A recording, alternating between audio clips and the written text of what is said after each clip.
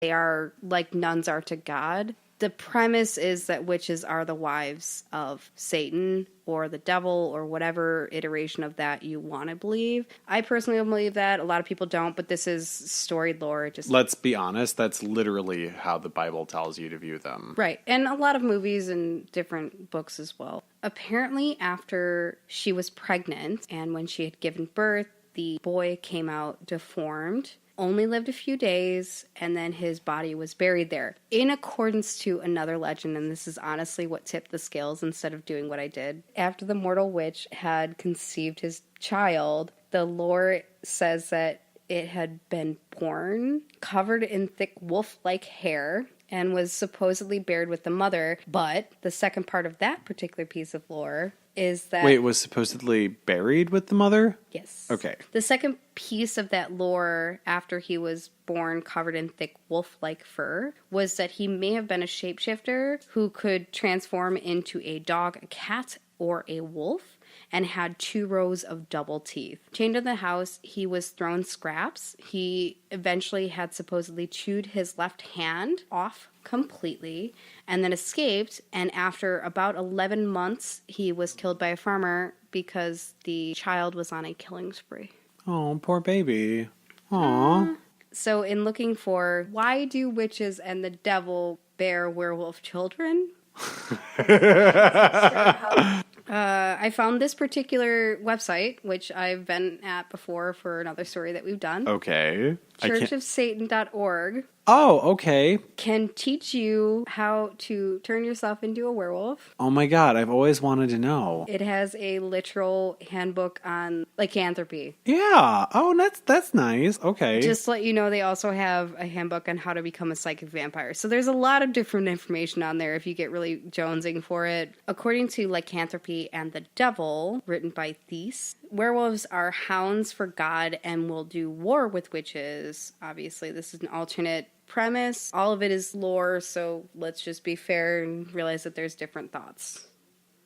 Wait, werewolves are for God? Hounds for God. Okay, so I love that both sides are now claiming this. I continued to read, and it said that they immediately get granted to go to heaven. There is a grave that is marked Wittich, which is spelled like witch-ish. It is spelled Wittich, which I looked into the historical backing of. Okay. Wittich is not, as far as I'm aware, a grave for a witch, even though it looks kind of like it. It is a German name. It is something that has been passed down for quite a long time, and it's not an uncommon last name either. It's just, it seems to be the hope and dream of people to make this area as haunted as possible.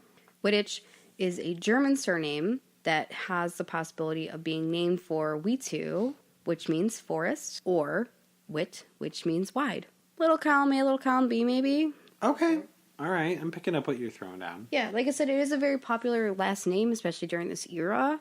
It's certainly not something that means witch. It also, I found some Scottish origins behind it as well. With this particular area being settled by Germans and Pennsylvania Dutch that have a backing in it makes Germans. sense. Before the church was torn down, it had a little bit of lore with it. So some people would say that when you walk through the door, the crucifix that was wooden, that was hung, would turn itself inverted. Some people said that they would just walk in and it was already inverted. And then there's the thought, too, that people that would go in there, because as unfortunately a lot of cemeteries, especially in remote areas, this became kind of a party place, especially since it's haunted. And you Oh, shut up. That's awful. I hate that. There's a little bit of record that people would throw bottles at the walls and that those bottles wouldn't shatter. There's also the premise that if you were to throw a bottle at the wall and it didn't shatter, that your soul was now marked for the devil. And then the third one of that was that if you were to throw a bottle at the wall, in order to make it not shatter, you'd have to take a second bottle and make an inverted cross and then throw both at the wall. This is like towny stuff? Well, it's not towny stuff. That's the thing. It's like no one in this town believes that this is a thing. So these are just people that like tell stories about it from Right. like abroad. The university that's Yeah. close-ish. The additional story that I read, and this I think also was coming from Reddit, was that normally there were 7 windows, and that if you saw an 8th window, it would always be lit. It wasn't actually there. and that would mean that someone in the town would go through an unfortunate accident or event. They've heard choirs singing from inside of the church and or on the grounds that the church used to stand. And this is private property? This is private property. There's actually a fence that goes all the way around it now, and there's signs everywhere to be like, no, please don't. And when you're there, normally the locals will be like, hey, could you not? They've actually escorted a news crew off of the grounds, which leads into another theory later. Not my theory, but internet theory. Yeah. The church was torn down on March 29th or 30th in 2002. Okay, cool. I'm not 100% sure. I did read 30th in one of the newspapers and then read 29th in one of the other newspapers. It was supposedly Good Friday. That's a good Friday to do it. I suppose. Tracks near would indicate that the demolition equipment had pushed down the walls.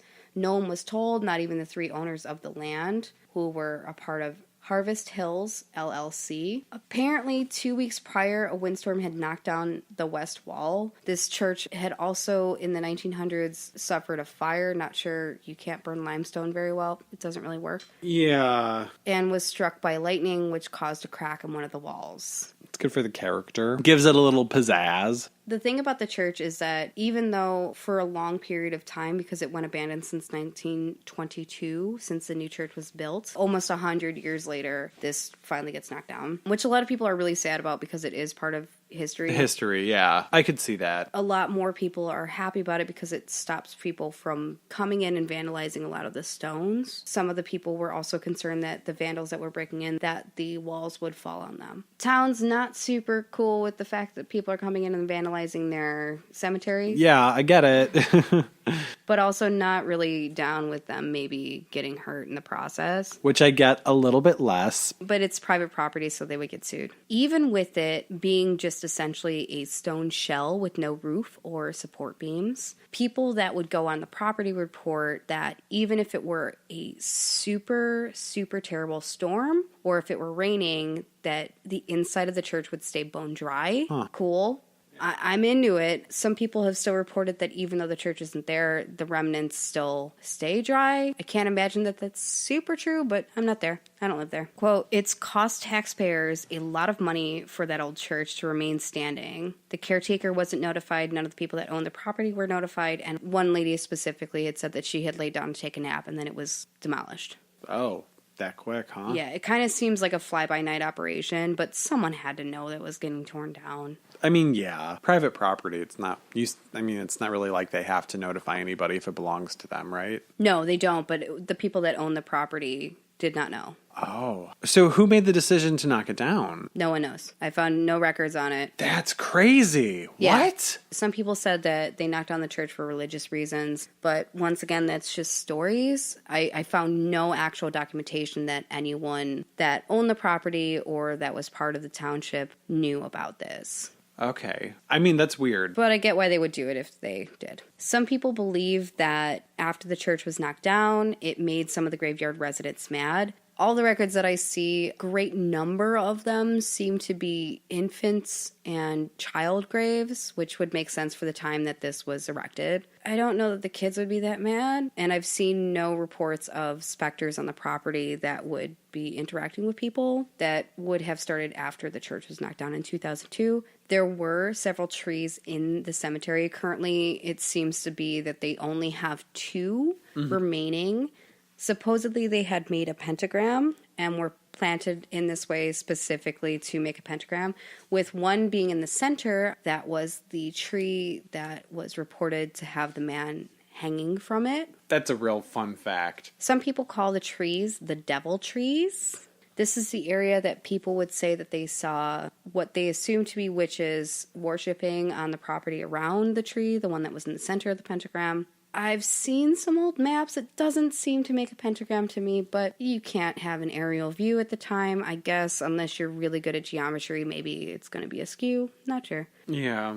When the church was still up and running, Satanists, occultists, and witches would gather there every once in a while to perform, quote, black mass, because they assumed that the devil would join them at their mass. When about was that this was supposed to have been happening? Between 1978 and 2002. One of the, and this is weird too because I found different reports. So sometimes it's an oak tree. A lot of times it's a pine tree, and sometimes it's cedar trees. They had grown through one of the tombstones as a sapling, which someone had said was the effort of the devil to grow the trees in a particular pattern. I think it's a bit tough to believe that, but I'm not going to fight you if you believe in it. Yeah, you think whatever you want, that's okay. Some things defy science, I get it. So I think that a lot of the things in this area, if they are actual occurrences, might be a tulpa because of the activity starting aggressively after that was published, and after a lot of people in surrounding areas were already believing in it and believing in it so hard that they gathered at the cemetery to wait for the devil. People are still looking for what is considered to be the stairway, not the elevator. To see the stairway, people look for it on a regular basis. I've seen differing reports. There is a picture of a stairwell, but I don't know if it was in the church or not. It's stone stairs. It looks a little bit old. Could be somewhere else. The stairway supposedly goes down to hell. It appears once or twice a year on equinox or on Halloween. It is hidden until that time where essentially a trapdoor would open and then you can acquire the stairs. In the off chance that it might be real, I don't want to find out. It's supposed to be located outside of the church beneath a platform, and then on top of that platform there's thick grass. You can lift the platform on any day in accordance to some people, but most believe it's only open on Halloween and the equinox. Throwing items in will never produce a sound of hitting bottom. Those who went down never find their items that they threw down the stairs, including no remnants, no glass breaking, no nothing. This is another time that the bottles that are thrown down don't break. I was going to say, because the glass there never seems to break for anybody. Yeah. It'd be a good place for us to record, because when I knock my glass over, it won't smash. People that would descend and change their mind and turn back say it takes about twice as long. Some people have timed it with a stopwatch, and some say it takes several hours. People report time loss in this particular area where they feel like they've only been gone and walking down the stairs for a little while, like maybe a half hour, and then come up to find out that several hours have passed. Oh, that's weird. There is a theory that it leads to an alternate universe where it seems like they are on the stairs, but they're not alone there, or if you're walking down with people on the stairwell, that the other people in your group will disappear. It's a lot. The other thought process is with the belief of the stairs is that people that go down there and get trapped because they've investigated too much will go to walk up the stairs. And the reason it takes longer is because they're doomed to a fate of continuously walking up to get out of hell via the stairs, which is something that's been recorded in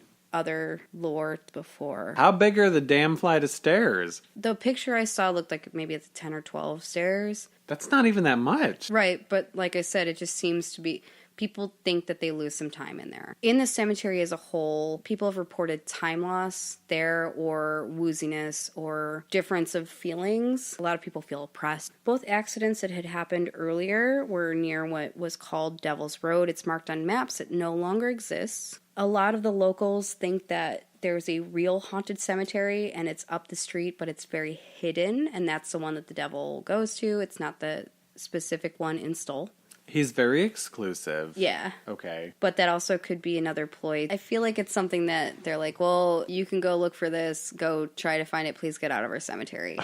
Some people will report that a lot of the gravestones that fall due to weather or difference in the changing of the topography of the place and or vandals, a lot of times they'll say that anyone that has a hand that points upwards towards the heavens, all of those stones were knocked over. None of them are standing upright. People have reported that there's raps and banging throughout the cemetery, voices sometimes that of an old woman, windstorms indoors when the church was still erect, and ghostly children, time shifts, and disorientation. There was a student that had the air knocked out of him, and then a gust of air knocked him to the ground and pinned him. When they had gone to leave, they went to find their vehicle, and it was moved to the other side of the highway, and it was turned around. Whoa. Part of me thinks that because the locals want people to not come, that they maybe were screwing around with them a little bit. That'd have to be a pretty well orchestrated thing, though, right? To move a car without having the keys and not being able to get into it. Doesn't have to be a neutral. You can wheel lock it and like slide something under the wheels to drag it.